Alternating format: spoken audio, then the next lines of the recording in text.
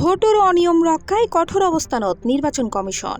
আসন্ন 12 ফেব্রুয়ারি নির্বাচনত ballot box চিন্তাই বা অনিয়ম হলে আর রক্ষা নাই। ফরে ফরেই ভোট বন্ধ এবং পুনঃভোটের নির্দেশ দিয়েছি।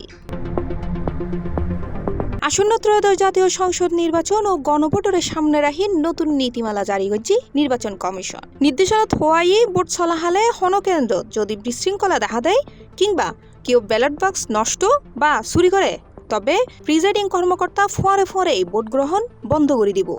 ওই কেন্দ্রের আগের ব্যাক ভোট বাতিল হয়ে যাব। বন্ধ ইন্নে এই কেন্দ্র গিনুত ফরে নতুন করে আবার ভোট লোয়া হব। শুধু ইয়েন্ন যদি হন এলাকাত বড় ধরনের জালিয়াতি ধরা পড়ে, তবে পুরো আসনের ফলাফলই বাতিল করিত পারিব কমিশন। রিটার্নিং কর্মকর্তালরে এ বিষয়ে কড়া নজরদারির নির্দেশ দেওয়াই।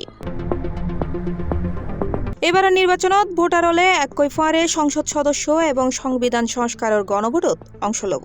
আলাদা রঙের ব্যালটলিও এগিন জমা পড়িব একই ব্যালট বক্সত। এতাল্লাই বক্সর নিরাপত্তা নিশ্চিতে মোতায়েন থাকিব বাড়তি force.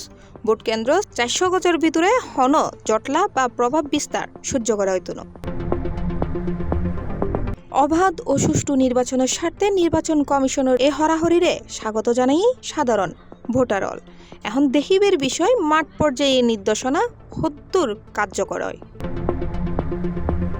C plus TV, Chittagong.